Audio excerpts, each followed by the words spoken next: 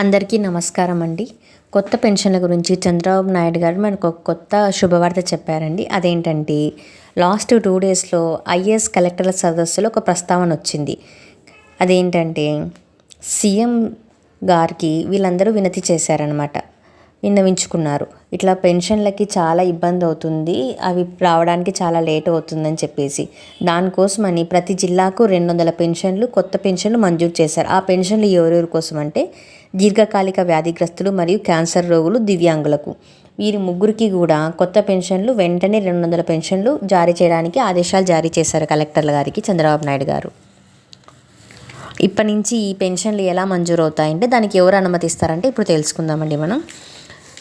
Incharge మంత్రి ఉంటారు కదా ప్రతి జిల్లాకు, ఆ మంత్రి మరియు కలెక్టర్ వీళ్ళ విచక్షణాధికారంతో పాటే మనకి పెన్షన్లు అధికారికంగా విడుదలవుతాయి. డిఎంహెచ్ఓ పెన్షన్స్ అంటే చాలా టైం తీసుకుంటుంది అనమాట, సదరంకి ఇలా వెళ్ళేసి అంతా. ఇప్పుడు అంత లేట్ కాకుండా మనకి కొంచెం త్వరగా మంజూరు అవుతాయి అన్నమాట ఈ పెన్షన్స్ అన్నీ కూడా. ఈ శుభవార్త వల్ల మనకి బాధితులకు న్యాయం చేకూరేలా ప్రభుత్వం మరొక కీలక నిర్ణయం కూడా తీసుకుందండి. ఇప్పటి వరకు కొన్ని మనకి హ్యాండిక్యాప్డ్ పెన్షన్స్కి మళ్ళీ రీవెరిఫికేషన్ వచ్చింది. చాలామందికి నోటీసులు ఇచ్చారు. ఆల్రెడీ ఇంతకుముందే పాత పెన్షన్స్ తీసుకుంటున్న వాళ్ళకి మళ్ళీ నోటీసులు ఇచ్చారనమాట. ఆ నోటీసులు ఇచ్చిన పెన్షన్లు కూడా మొన్ననే మనకి రీవెరిఫికేషన్కి వెళ్ళారు హాస్పిటల్స్కి.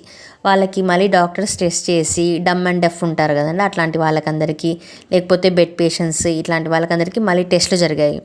వాళ్ళకు కూడా ఇంత పర్సంటేజ్ ఉందని చెప్పి డాక్టర్స్ సర్టిఫై చేస్తారు. సర్టిఫై చేసిన తర్వాత వీళ్ళకి ఇంత పర్సంటేజ్ ఉందంటే దానికి తగ్గట్టుగా వాళ్ళకి మళ్ళీ పెన్షన్ వస్తుంది. అది 6,000 పెన్షనా లేకపోతే 15,000 పెన్షనా అని చెప్పేసి మళ్ళీ అఫీషియల్గా నిర్ణయం తీసుకుంటారు డాక్టర్స్ అండ్ అధికారులు కలిసి. థ్యాంక్ యూ అండి. మీకు ఈ ఇన్ఫర్మేషన్ కనుక ఉపయోగపడినట్లయితే మన ఛానల్ని లైక్ చేయండి, షేర్ చేయండి, సబ్స్క్రైబ్ చేయండి. Thank you.